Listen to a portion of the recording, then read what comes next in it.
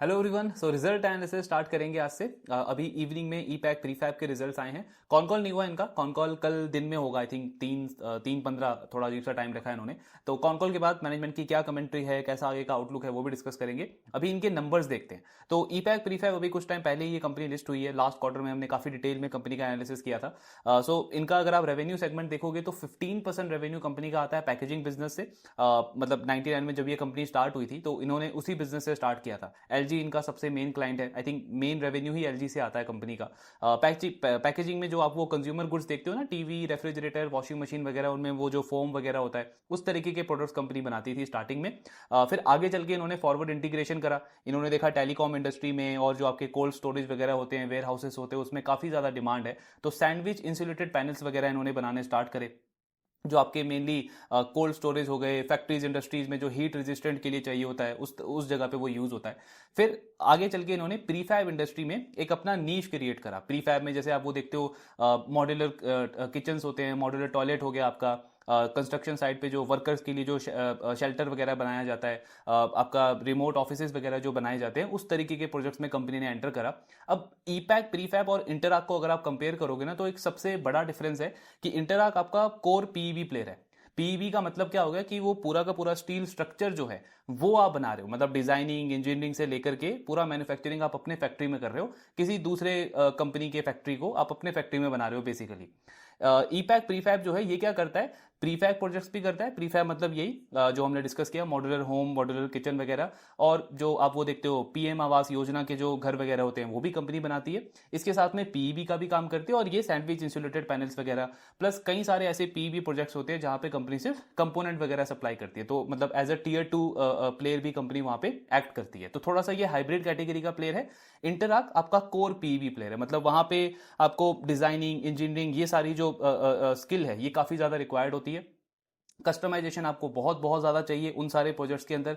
बिल्कुल प्रिसीजन आपका वो पूरा काम होना चाहिए, क्योंकि किसी और का फैक्ट्री आप बना रहे हो अपने फैक्ट्री में, जहां पे वो अपना प्रोडक्शन करेगा अगले 10 साल, 15 साल, 20 साल तक। तो वो थोड़ा सा आपका कॉम्प्लेक्स बिजनेस आ जाता है। ये ईपैक प्रीफैब जो है ये थोड़ा सा हाइब्रिड कैटेगरी का बिजनेस है।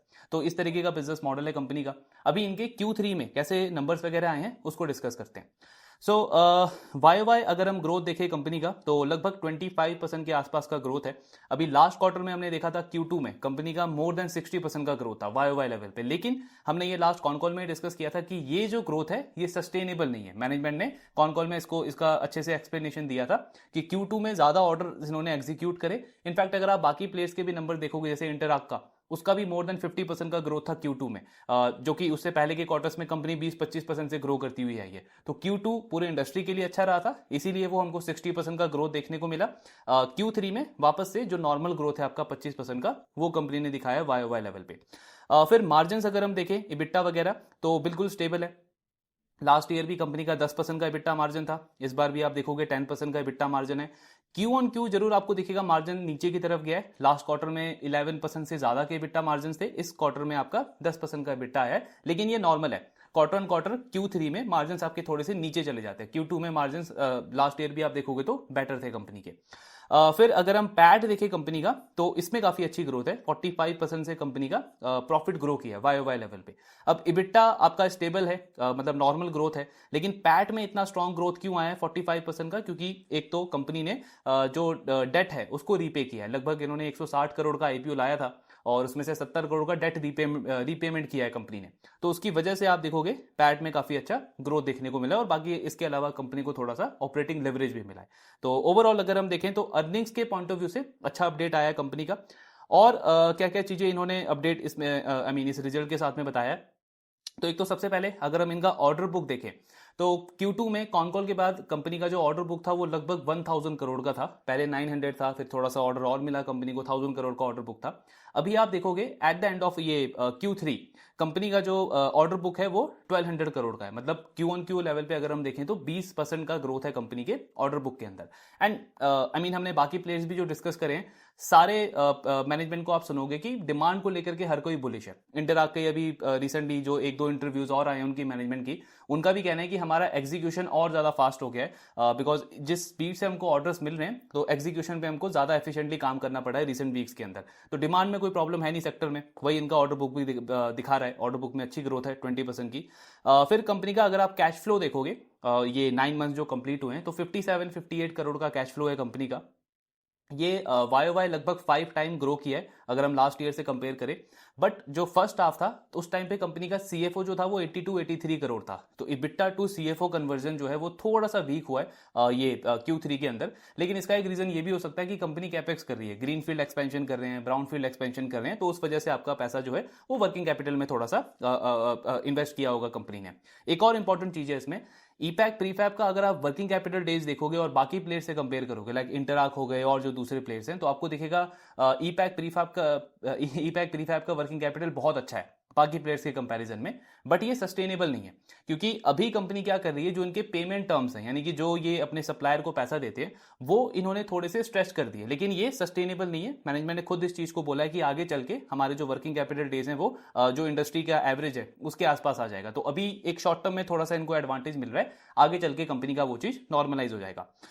फिर कंपनी ने एक्सपेंशन पे काफी अच्छा अपडेट दिया है, हालांकि ये कुछ वीक्स पहले ही ये अपडेट आ गया था। किसी कंपनी के साथ में इनका कोई डील हुआ है, कोई टाई अप वगैरह हुआ है, तो इन्होंने गुजरात में एक लैंड वहां पे एक्वायर करी है।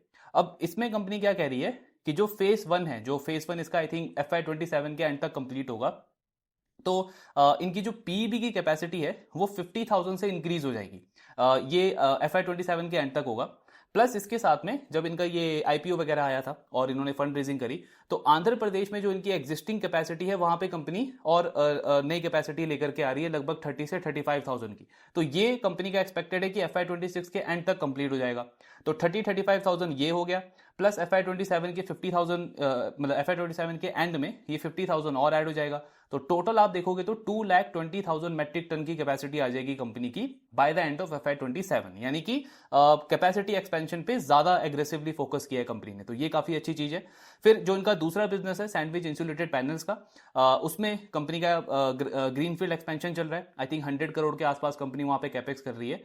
वो मैनेजमेंट का कहना है कि बिल्कुल ऑन ट्रैक है, और Q3 ऑफ FY27 यानी कि लगभग 1 साल लगेगा उसको पूरा ऑपरेशनलाइज होने में। देन मैनेजमेंट ने एक और चीज अच्छी बोली है इसमें। सो इससे पहले अगर आप देखोगे तो ईपैक प्रीफैब जो है ना वो थोड़े से मतलब डाइवर्सिफाइड प्रोजेक्ट्स ज्यादा करता था, जैसे फाइनेंशियल इंडस्ट्री हो गई, FMCG इंडस्ट्री हो गई।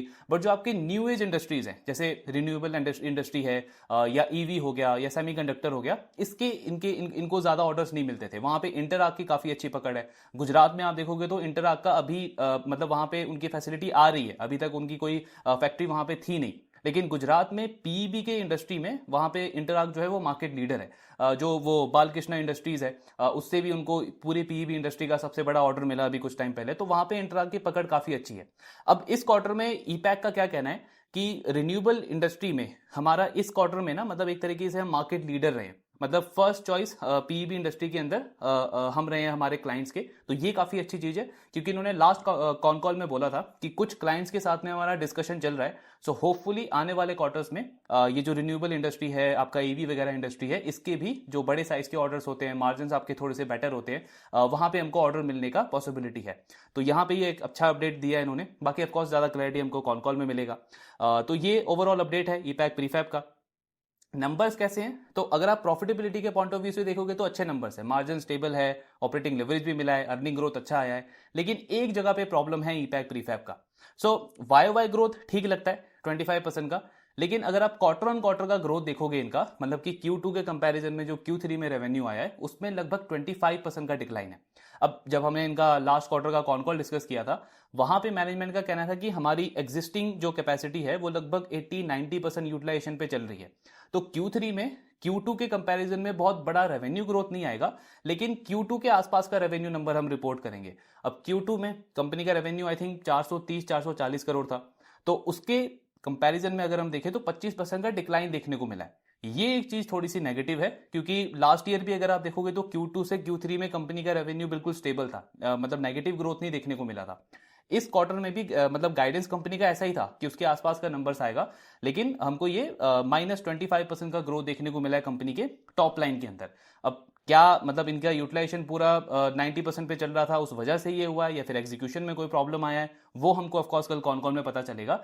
लेकिन इसकी वजह से हुआ क्या है कि इनका जो पूरे साल का गाइडेंस है FY26 का कि 1520-1530 करोड़ का हमको रेवेन्यू करना है, लगभग 34-35% का ग्रोथ ये टारगेट कर रहे थे।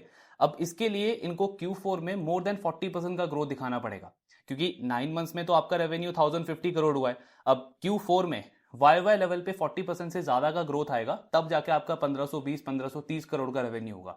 वो नंबर आई मीन इम्पॉसिबल नहीं है, लेकिन बहुत बड़ा एग्जीक्यूशन इनको दिखाना पड़ेगा फोर्थ क्वार्टर के अंदर। तो मतलब चांसेस ये लग रहे हैं कि शायद मैनेजमेंट जो है वो गाइडेंस कट कर सकता है अपना कॉन कॉल के अंदर, अभी तक के जो इनके नंबर्स देख करके लग रहे हैं। होपफुली ऐसा ना हो, क्योंकि अगर वो होता है तो थोड़ा सा नेगेटिव होगा स्टॉक के लिए। ऑलरेडी अगर आप वैल्यूएशन देखोगे तो लास्ट क्वार्टर में जब हमने इसको डिस्कस किया था तो 44-45 का इसका पी मल्टीपल था, तब ग्रोथ प्रोस्पेक्ट्स थोड़े से और बेटर लग रहे थे। अभी एक दो चीज और हुई है कि आपके जो कमोडिटी के प्राइसेस हैं वो काफी इंक्रीज हो गए हैं, तो ये भी एक पॉसिबिलिटी हो सकती है कि उसकी वजह से कुछ ऑर्डर्स कंपनी ने इस क्वार्टर में एग्जीक्यूट नहीं किए हैं, थोड़ा सा इन्होंने पोस्टपोन कर दिया होगा। बट वो जो भी चीजें हैं हमको कॉन कॉल में पता चलेगा। गाइडेंस कट नहीं होना चाहिए, क्योंकि वो थोड़ा सा नेगेटिव हो जाएगा बिजनेस के लिए। हालांकि एक और चीज है, अगर आप इनका वैल्यूएशन देखोगे तो 44-45 का पी 30 हो गया, और इस रिजल्ट के बाद इनका करंट पी अब 27-28 के आसपास है। Forward P I mean exactly तो नहीं ले सकते, कल कॉन कॉल के बाद पता चलेगा, लेकिन अगर आप अज्यूम करो कि 20-25% का ग्रोथ भी दिखाते हैं ये फोर्थ क्वार्टर के अंदर, तो भी थोड़ा बहुत ऑपरेटिंग लिवरेज मिलेगा, एंड फॉरवर्ड पी आपका 22 से 23 के आसपास आ जाएगा। तो अगर हम ये अज्यूम करके चले कि मैनेजमेंट गाइडेंस कट करता भी है, मतलब 30-34% का गाइडेंस ये 25-30% के आसपास देते हैं FY26 के अंदर, लेकिन क्योंकि ये मतलब कैपेसिटी काफी ज्यादा ऐड कर रहे हैं, अगले 1-1.5 साल के अंदर कंपनी के पास में 2,20,000 की कैपेसिटी हो जाएगी। तो इसका मतलब क्या हुआ कि इंडस्ट्री जो कि एक्सपेक्टेड है 10 से 12% के रेट से ग्रो कर सकती है, तो ये तो काफी छोटा प्लेयर है, मतलब 2x ऑफ इंडस्ट्री रेट बहुत आराम से ईपैक ग्रो कर सकता है। तो शायद इस क्वार्टर में मतलब इस फाइनेंशियल ईयर में थोड़ा सा हमको इनका गाइडेंस कट होता हुआ दिखे भी, लेकिन अगर आप मीडियम टर्म का व्यू लेकर के चलोगे, मतलब 2 से 3 साल का, तो 20-25% का ग्रोथ भी अगर ये दिखाते हैं, उसके अकॉर्डिंग जो वैल्यूएशन है इनका पीई वगैरह, वो काफी ठीक लगता है इनके स्टॉक का। तो लेकिन हाँ मतलब अगर ऐसा होगा कि ये गाइडेंस कट करेंगे और इंडस्ट्री के बाकी प्लेयर्स नहीं कर रहे हैं, उनकी परफॉर्मेंस अच्छी आ रही है, चाहे इंटरआर्क हो या बाकी प्लेयर्स हो, तब वो ज्यादा नेगेटिव हो जाएगा ईपैक के लिए। तो जो जैसा भी होगा कल कॉन कॉल में उसको हमको उस पे हमको क्लैरिटी मिलेगा। बाकी ओवरऑल नंबर्स प्रॉफिटेबिलिटी भी ठीक है, लेकिन एक वही कंसर्न है रेवेन्यू का कि क्यू ऑन क्यू जो हमको रेवेन्यू में ड्रॉप देखने को मिला है। बाकी जो कल कॉन कॉल होगा उस पर हम डिस्कशन करेंगे। आपके जो भी डाउट्स हैं शेयर करते रहिए। Thank you very much.